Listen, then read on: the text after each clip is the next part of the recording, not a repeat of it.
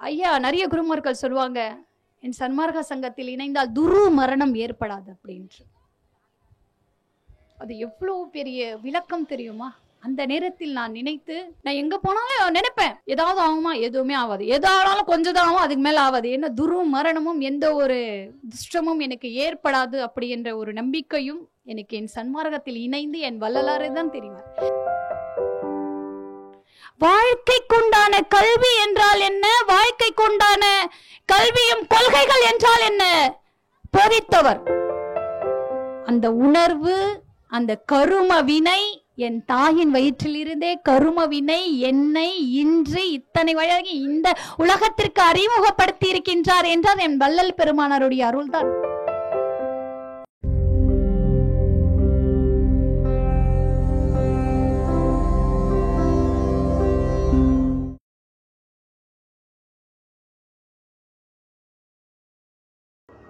உலகம் எங்கும் நடாத்தி கொண்டிருக்கும் என் சன்மார்க்க குடும்பத்தினருக்கும், என் சன்மார்க்க அன்பர்களுக்கும், என் சன்மார்க்க சகோதர சகோதரிகளுக்கும், அம்மா அவர்களுக்கும், இந்த அவையில் உள்ள இந்த கிராம மக்களுக்கும், மேலும் என்னை பெரியவர்களுக்கும் தலை சினந்து நன்றியுடன் கலந்த வணக்கத்தை தெரிவித்துக் கொள்கின்றேன். கடவுள் அருட்பெருஞ்சோதியாக காட்சியளிக்கிறார்.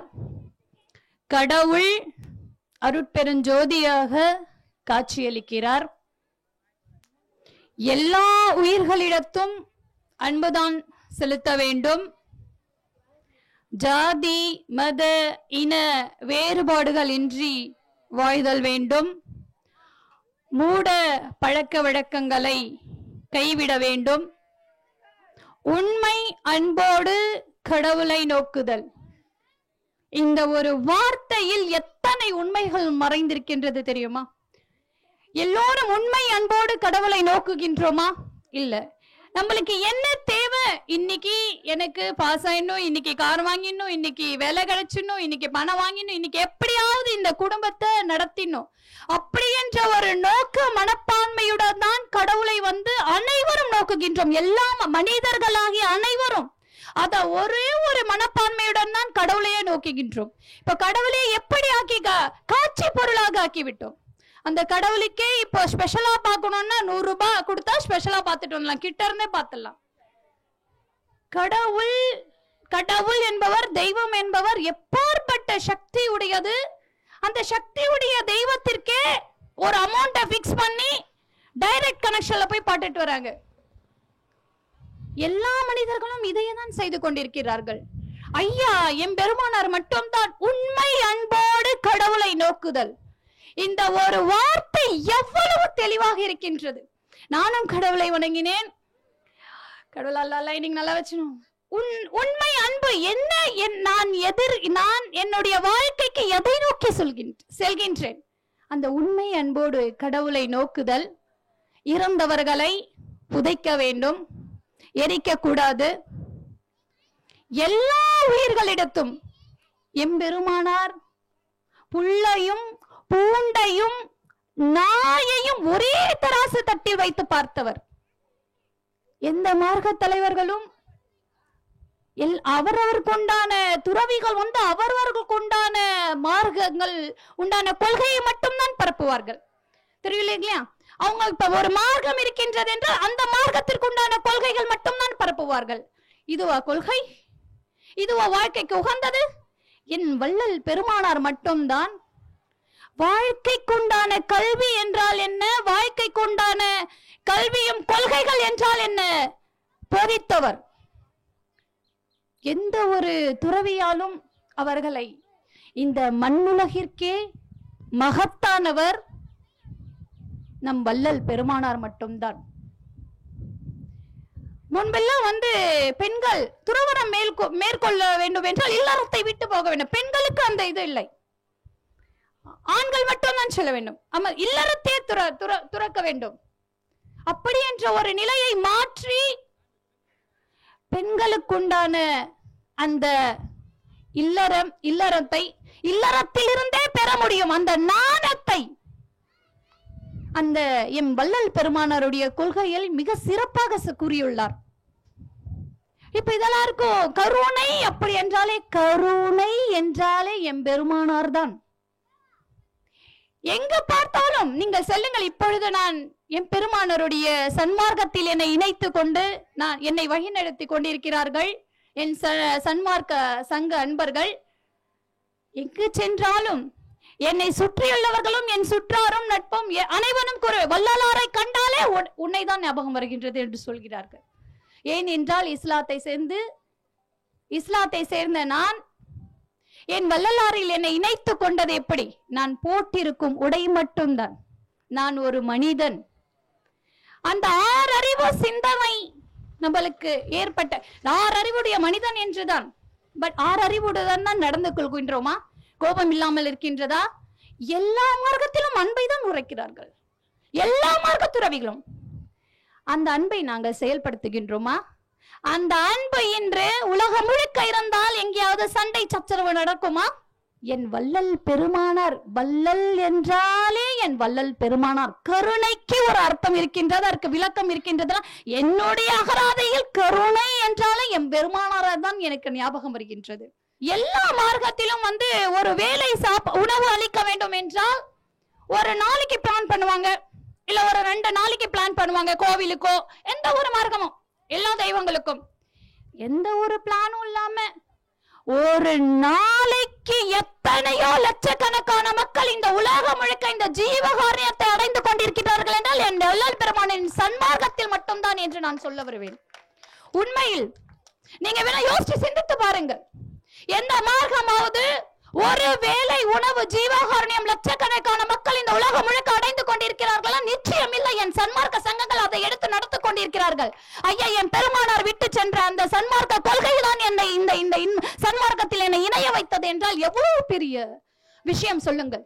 ஜீவகாரணியம் என்றாலே, ஜீவகாரணியம் ஒருத்தவங்களுக்கு ஹெல்ப் செய்யணும் தெரியும். யாராவது ஒருத்தவங்க பிச்சை கேட்டா 5 ரூபாய் 10 ரூபாய் கொடுப்பாங்க. ஒரு ஜீவன் பசியினால் துன்பப்படும் பொழுது இன்னொரு ஜீவன் அதை பார்க்கும் பொழுதும் அதை கேட்கும் பொழுதும் அந்த ஜீவனுக்கே தெரியாமல் ஒரு உருக்கம் உண்டாகின்றது. அந்த உருக்கம் அதுதான் ஜீவகாருண்யத்துக்கு அந்த மனம் நமக்கு, அந்த வலிமை நம்மளுக்கு இருக்கின்றதா? அந்த அன்பு நம்மிடத்தில் இருக்கின்றது. அந்த அன்பு தான் ஜீவகாருண்யமாக வெளிப்பட வேண்டும். ஒரு வறியவர்களுடைய பசியை அறிந்து எவன் ஒருவன் அங்கு அவனுக்கு உணவை அளிக்கின்றானோ அதுதான் ஜீவகாருண்யம். எவன் ஒருவன் ஜீவகாருண்யம் வறியவர்களுடைய பசியை அறிந்து உணவை அளிக்கின்றானோ, யோக சித்திகளாலும் ஞான சித்திகளாலும் அடைய முடியாத அந்த இன்பத்தை அவன் அடைகின்றான். சொர்க்கத்துக்கே உண்டான இன்பத்தை அடைகின்றான் என்றால் ஜீவகாருண்யம் ஒருவன் செய்வதால் அந்த இன்பத்தில் அவன் சொர்க்கத்திற்கே உண்டான இன்பத்தை அடைகின்றான். ஜீவகாருண்யமே பேரின்ப வீட்டின் திறவுகோல். எல்லோரும் எதை நோக்கி கடவுளை வணங்குகின்றோம்? நம்ம நல்லா இருக்கணும் அப்படி என்ற நோக்கத்தோடு மட்டும்தான் கடவுளை நோக்கி வணங்குகின்றோம். நம்ம எல்லாரும் நல்லா இருக்கணும்னு யாராவது நினைச்சு ஒரு நாளாவது கடவுளை வணங்கி இருக்கின்றோமா? இல்லை. நம்ம நல்லா இருக்க ஒரு சுயநலம், அந்த சுயநலம் கருதாது ஒரு கருணை அன்போடு என் வள்ளலாருடைய கொள்கையில் இணைந்திருக்கின்றது என்றால், எல்லா மார்க்கத்திலும் எல்லாமே இருக்கின்றது, அதை கடைபிடிக்கிறார்கள் என்றால் உண்மையில் என்னுடைய வள்ளலாருடைய சன்மார்க்க சங்கத்தில் அதை கடைபிடித்து என் சன்மார்க்க அன்பர்கள் இந்த உலகம் முழுக்க வாழ்ந்து கொண்டிருக்கிறார்கள் என்று இந்த நேரத்தில் நான் பெருமையுடன் நன்றி கலந்த வணக்கத்துடன் நன்றியுடன் நான் இதை சொல்லிக் கொள்கின்றேன். இறைவனை அடைய வேண்டும். இறைவனை எப்படி அடைவது? ஆடு மாடுகள் பலி கொடுத்து இறைவனை அடைவதா? இறைவனை அடைவதா? இறைவன் இதையதான், எல்லா மார்க்கமும் இதையதான் கேட்கின்றது. அன்பை வெளிப்படுத்துங்கள். ஆடு மாடுகளை பலி கொடுத்து எவ்வளவு பெரிய சக்தி படைத்த கடவுள் அவருக்கு வாயில்லா ஜீவன்களை பலியிட்டு நம்மளுடைய சுயநலத்திற்காக நம்மளுடைய தேவைகளை பூர்த்தி ஆகிவிடும் என்று நினைத்து கடவுளுக்கு பலியிடுவது அது எந்த விதத்தில் நியாயமாகும்? ஆறு அறிவு படைத்த மனிதர்கள் தான் நாங்கள். ஒரு புலி ஆட்டை கடித்து குதறும் போது அந்த வலியும் வேதனையும் அந்த புலிக்கு தெரிவதில்லை. ஒரு பூனை எலியை கடித்து குதறும் போது அந்த வலியும் வேதனையும் அந்த பூனைக்கு தெரிவதில்லை. ஆறறிவு படைத்த மனிதர்கள் தான் நாங்கள். வாயில்லா ஜீவன்களை வெட்டும் போது, அது துன்பப்படும் போது அதனுடைய துயரத்தையும் பார்க்கின்றோம், அது உயிர் போகும் வலியையும் நோக்குகின்றோம். இத்தனையும் அறிந்து ஆறறிவு படைத்த மனிதர்கள் நாங்கள் அதையும் தின்று தீர்க்கின்றோம். இதுதான் ஜீவகாருண்யமா? இது ஜீவகாருண்யம்? இதுதான் வள்ளல் கொடுத்த கருணையா? கருணை எப்படி இருக்க வேண்டும்? உண்மை அன்போடு கடவுளை நோக்குவோர் உண்மையில் கடவுளை அடைவார். ஒரு சின்ன கதை சொல்றேன். ஒருத்தர் வாழைத்தோட்டம் வச்சிருந்தாரு. முருகர் கோவிலுக்கு அந்த வாழை தாரா அனுப்புறாரு. அதுல முடிஞ்சிருது எல்லாம் கடவுளுக்கு கொடுங்கன்னு சொல்லிடுறாரு, வச்சிடறாரு. அவர் கனவுல கடவுள் வராரு. எனக்கு கொடுக்க வேண்டிய தட்சணை வரவில்லை அப்படி என்று கடவுள் சொல்கின்றது. அவர் கனவில் ஐயா நான் கொடுத்து அம்சேனே அப்படின்றாரு. அவரு இல்ல எனக்கு வரவில்லை அப்படின்றாரு. அவரே அவர் போன் எடுக்கிறாரு. எங்கெங்கோ போன் எடுக்கிறாரு. நான் கொடுத்த வாழைப்ப எங்கடா போய் விட்டீங்களா? எங்க சேர்ந்துச்சு? அங்க போயிச்சான்னாரு. எல்லாரும் போய் சேர்ந்துச்சு. நாங்க ஒருத்தர் ஐயா ஒரு நடுவுல ஒரு தப்பு நடந்துச்சுன்னாரு. என்ன தப்பு நடந்துச்சுன்னாரு? அந்த வாழைத்தாரில் இருந்து 2 பழங்களை ஒரு பிஞ்சு குழந்தைக்கு, பசியால் இருக்கும் ஒரு பிஞ்சு குழந்தைக்கு நான் தந்து விட்டேன், தப்பு நடந்து விட்டது என்றாரு. அதுக்கு அந்த கடவுள் சொன்னார், அந்த 2 வாழைப்பழம் தாண்டா எனக்கே சேர்ந்தது அப்படின்னு சொல்றாரு. இவ்வளவு பெரிய ஜீவகாருண்யம் பாருங்க. கடவுள் எதை நோக்குகிறார்? உண்மையான அன்பை நோக்குகிறார். எம் வள்ளல் பெருமானார் அவருடைய கொள்கைகளில் எப்படி மனிதன் வாழ வேண்டும், எந்த மார்க்கத்திலும் இருந்தாலும் சரி, அறிவுடைய நாங்கள் எப்படி மனிதனாக வாழ வேண்டும் என்பதை பற்றிய கொள்கையை என் சன்மார்க்கத்தில் திருவருட்பாவில் இருக்கின்றது. எங்கெங்கோ இருக்கும் துறவிகள் அவர்களுக்கான கொள்கையை மட்டும்தான் பரப்பினார்கள். என் வள்ளல் பெருமானார் மட்டும்தான் வாழ்க்கை எப்படி வாழ வேண்டும், எந்த ஒரு ஜீவனுக்கும் இடையூறு செய்யாமல் வாழ்வதுதான் வாழ்க்கை. உண்மை அல்லவா? அப்படி வாழ்கின்றோமா? அந்த அன்பு என்ற ஒரு வார்த்தை இல்லாமல்தான் இன்று நாடே போராட்ட தளங்களில் இருக்கின்றது. முன்பின்ன ஒண்ணுமில்ல. ஒரு 10 வருஷத்துக்கு முன்னாடி எல்லாம் பாருங்களேன், உறவினர்கள் என்றால் அந்த விடுமுறை எல்லாம் விட்டா உறவினர்கள் வீட்டுக்கு செல்வதனால் அவ்வளவு மகிழ்ச்சியா இருக்கும். இப்போ பக்கத்து வீட்டுக்கு உறவினர்கள்னாலே ஐயோ பகை, எங்க போக கூடாது. இப்ப வீட்டிலேயே நொந்து சாவுறான் மனுஷன். ஏன்? அன்பு இல்ல. உண்மையில் அன்பு இல்லை. இதைதான் வலியுறுத்துகின்றது அனைத்து தெய்வங்களும். பின்பு நீ குளித்து முடித்து பூஜை எல்லாம் பண்ணி எல்லா மார்க்கமும் பண்ணி எல்லாம் முடிச்சு என்ன பயன்? உன்னிடத்தில் அன்பு இல்லையே. உன்னிடத்தில் அன்பு இருந்தால் மற்றவர்களுடைய ஜீவன்களுடைய வலியை நீ உணர்வாய். மற்றவர்களுடைய ஜீவன்களின் வலியை ஒவ்வொருவரும் இந்த உலகில், மண்ணுலகில் உணர்ந்தால் ஏதாவது சண்டை சச்சரவு நடக்குமா? அன்பான உலகம் அல்லவா நடக்கும். யாரும் அதை புரிந்து கொள்ளாமல் தான் நடந்து கொண்டிருக்கிறார்கள். என்னை இந்த சன்மார்க்கத்தில் இணைத்துக் கொண்டு உண்மையில் ஒரு பெருமைக்குரிய விஷயம் என்னவென்றால், என்னுடைய உறவினர்கள் எல்லாம் சொல்றாங்க, நீ எப்போ வருவேன்னு சொல்ல, அன்னைக்கு நான் கறி எடுத்து செய்ய மாட்டேன் அப்படின்னு சொல்றாங்க எங்க சிஸ்டர்லாம். பெருமையா இருக்கு. ஏதோ அது இது பண்றேன், அந்த ஃபிஷ் வாங்குறேன், நீ உண்மையை சொல்லிடு, முன்னாடி நான் எதுவும் செய்யல அப்படின்னு எங்க மாமா எங்க அக்காங்கெல்லாம் அந்த சொல்ற அளவுக்கு என் சன்மார்க்க பணியில் நான் ஈடுபட்டு நடைபெற்று கொண்டிருக்கேன் என்றால் என் வள்ளல் பெருமானாருடைய அருளும் உங்களுடைய ஆசையுடன் தான் என்று நான் இந்த நேரத்தில் சொல்லிக் கொள்கின்றேன். இவ்வளவு பெரிய அற்புதமான அந்த செயல் வள்ளலார் நான் டியூஷன் எடுத்துட்டு இருக்கேன். அந்த வள்ளலாருடைய பிக்சர் எங்க, என்னுடைய டியூஷன் பசங்க 30 பேர் நடத்திட்டு இருக்கேன். அந்த வள்ளலாருடைய பிக்சர் எங்க பார்த்தாலும் சரி மிஸ் உங்க ஞாபகம் தான் வருது. புக்ல வந்திருக்கு, இப்ப புக்ஸ்ல வந்துச்சு.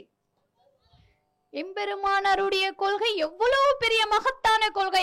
அவர் விட்டு சென்ற இந்த மண்ணுலகத்திற்கு அந்த மகத்தான கொள்கைகள் தான் அல்லவா இப்போ இதை பின்பற்றுகின்றோம். உண்மையில் அந்த மகத்தான கொள்கைகள் அனைவரும் பின்பற்றினால் இந்த உலகம் எவ்வளவு ஒழுக்கக்கேடுகள் நிறைந்திருக்கின்றது பிள்ளைகளிடையே. நீங்கள் மட்டும் கேட்கக்கூடிய ஒரு சன்மார்க்கம் அல்ல இது. பெரியவர்கள் மட்டும் அதை கேட்டு உங்கள் பிள்ளைகளும் உங்கள் பேர பிள்ளைகளும் இதனுடைய நன்மைகளை இணைத்து வள்ளலாருடைய கொள்கைகளை இந்த நாடு முழுக்க, முன்பு வள்ளலார் என்றால் என்ன தெரியுது, இப்போ வள்ளலார் என்றால் அவருடைய அப்படியே நிக்குது கண்ணுல எல்லாருடைய பிள்ளைகளுக்கும். எத்தனையோ கட்டுரை போட்டிகள், பேச்சு போட்டிகள்.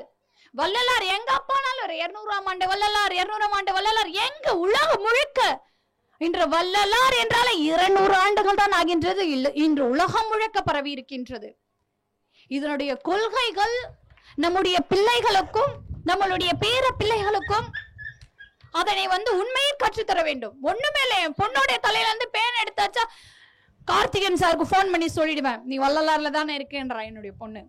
என்னை ஒரு ஜோதியாக விளங்க வைத்தது கனக குப்பத்தை சார்ந்த ஐயா கார்த்திகேயன் ஐயா அவர்களுக்கு இந்த நேரத்தில் நான் நன்றியுடன், உண்மையா வாழ்க்கை என்றால் என்ன, வாழ்க்கைக்கு உண்டான இணையத்தை என்று ஏற்படுத்தி கொடுத்தவர், தொடர்பை ஏற்படுத்தி கொடுத்தவர் நம் கார்த்திகேயன் ஐயா அவர்கள். இந்த நேரத்தில் நான் நன்றியினை தெரிவித்துக் கொள்கின்றேன். என் பொண்ணு அப்படி சொல்றா, உண்மையிலே ஒரு பேர் எடுத்துச்சு, அம்மா கார்த்திகேயன் சார் போன் பண்ணி வள்ளலார்ல இருக்க பார்த்தாடி அப்படின்றா. அது எவ்வளவு பெரிய உணர்ச்சி மிகுந்த இந்த கொள்கைகளில் இருக்கின்றது தெரியுமா. தங்களால் முடிந்த ஜீவகாருண்யத்தையும் அன்பையும் நம்மளுக்கு தெரிந்தவர்கள் இந்த உலகத்தில் எதை நிறைய இருக்கு, எதை எடுத்து வந்தோம், எதை எடுத்து செல்வோம், எதையாவது எடுத்து செல்வோமா, அப்போ ஏதாவது எடுத்து வந்தோமா, இல்ல. அப்படி இருக்கும் போது இதற்கு இடையில் எதற்கு இந்த போராட்டங்கள்? வெறும் உடை மட்டும்தான். என் மனதளவில் என்னுடைய வள்ளலாருடைய கொள்கைகளும் சன்மார்க்க நெறிகளும் தான் என்னுடைய உடம்பு முழுக்க பரவி கொண்டிருக்கின்றது என்று என் வள்ளல் பெருமானாரின் அருளுடனும் மிகவும் நான் இந்த பிறவி எடுத்ததே முதல்ல இருந்த இப்போ இருந்தில்ல நான்வெஜ் நான் எனக்கு எப்போ எனக்கு ஏஜ் எனக்கு அறிவு இருந்தது அப்போ நான் நான்வெஜ் அவ்வளோ தொட மாட்டேன். கத்துவேன் ரொம்ப. ஃபிஷ்லாம் சமைச்சா ஸ்மெல் வருதுன்னு நிறைய கத்துவேன், நிறைய மேடையில் சொல்லியிருக்கேன். அது எனக்கே தெரியாது, அந்த உருக்கம் தான். நான் யோகா டிப்ளமோலாம் முடிச்சிருக்கேன், டீச்சர் முடிச்சிருக்கேன், டிகிரி முடிச்சிருக்கேன், யோகா எடுத்துட்டு இருக்கேன், ஒரு டீச்சராகவும் இருக்கேன், பிஏ முடிச்சிருக்கேன், பிஎட் முடிச்சிருக்கேன். யோகாலையும் எனக்கே தெரியாத ஒரு இணைப்பு. அப்பா இறந்து 2வது நாள் அந்த தொடர்பு தானாக தேடி வருகின்றது வீட்டிற்கு. அந்த யோகா ஆசிரியர் அப்ளிகேஷன் எடுத்துட்டு என்ன ஃப்ரீயா ஒரு நகை கடைக்காரர் படிக்க வைக்கிறாரு அப்படின்னு சொல்லிட்டு 2வது நாள் அப்பாவை எடுத்து அந்த ஈவினிங் கொஞ்ச நேரத்திலேயே அந்த சிக்னேச்சர் நான் போடுறேன், படிக்கிறதுக்கு உண்டான யோகா படிக்கிறதுக்கு உண்டான அந்த சிக்னேச்சர். பாருங்க, எனக்குள்ளே அந்த ஒரு உணர்வும் எப்போ ஏற்பட்ட அந்த இணைப்பு இருந்ததால் தான் அந்த இணைப்பு எனக்கே தெரியாமல் வந்தது. இது எவ்வளவு பெரிய உண்மை தெரியுங்களா? என் வாழ்க்கையில் நடந்த ஒரு மாசத்துக்கு முன்னாடி நானும் என் பையன் போயிட்டு இருந்தோம், ஸ்கூட்டி ஓட்டுறேன். அப்போ அவன் என்ன பண்ணா, கீயை ஒடிச்சிட்டு பேசிட்டே இருந்தேன், ஸ்டார்ட் பண்ணி விட்டுட்டான். ஃபுல் ரேஸ் போய் பஸ் கீழே விழுந்தோம். உண்மையிலே ஒரே அலறல், ஒரே அழுதனா, ஐயோ எனக்கு என்னாலும் பரவாயில்ல, பிள்ளைக்கு எதுவும் ஆகக்கூடாது. எல்லாரும் ஒரே கத்திட்டு எடுத்து விட்டாங்க. ஐயா நிறைய குருமார்கள் சொல்லுவாங்க, என் சன்மார்க்க சங்கத்தில் இணைந்தால் துரு மரணம் ஏற்படாது அப்படின்று. அது எவ்வளவு பெரிய விளக்கம் தெரியுமா? அந்த நேரத்தில் நான் நினைத்து, நான் எங்க போனாலும் நினைப்பேன், ஏதாவது ஆகுமா? எதுவுமே ஆகாது, எதாலும் கொஞ்சம் தான் ஆகும், அதுக்கு மேல ஆகாது. என்ன துரு மரணமும் எந்த ஒரு துஷ்டமும் எனக்கு ஏற்படாது அப்படி என்ற ஒரு நம்பிக்கையும் எனக்கு என் சன்மார்க்கத்தில் இணைந்து என் வள்ளலாரே தான் தெரிவார். ஏதாவது ஒரு விஷயம் செய்ய போகணும்னா வள்ளலாரே அப்படின்னு, ஏதாவது துண்டிச்சுட்டு இது விட்டாலும் ஏதாவது ஒரு குலுக்கச்சிட்டு இருந்தாலும் அவர் பேரை சொல்லி தான் டக்குன்னு போட்டுட்டு வந்துடுறேன். உண்மை. அது எவ்வளவு பெரிய கொள்கை பாருங்க. அவருடைய எப்போ இருந்த அந்த உணர்வு, அந்த கரும வினை, என் தாயின் வயிற்றில் இருந்தே கரும வினை என்னை இன்று இத்தனை வயதாகி இந்த உலகத்திற்கு அறிமுகப்படுத்தி இருக்கின்றார் என்றால் என் வள்ளல் பெருமானாருடைய அருள் தான். உண்மை அல்லவா? அனைவரும் என் சன்மார்க்க சங்கத்தில் உங்களுடைய பிள்ளைகள், உங்களுடைய பேர குழந்தைகள் அனைவரும் இந்த கொள்கையை நாடு முழுக்க, இது உங்களுடைய வாழ்க்கைக்கு தேவையான கொள்கை, வாழ்க்கைக்கு உண்டான கல்வி என்று நான் சொல்லி உங்கள் அன்புக்கும் அனைவருக்கும் நன்றியை கலந்து நன்றியை கூறி விடைபெறுகின்றேன். நன்றி, வணக்கம், வாழ்க வளமுடன். அருட்பெருஞ்சோதி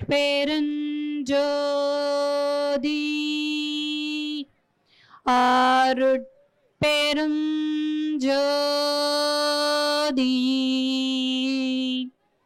தனி பெரும் கருணை அருட்பெருஞ்சோதி. திருச்சிற்றம்பலம். வாழ்க வளமுடன்.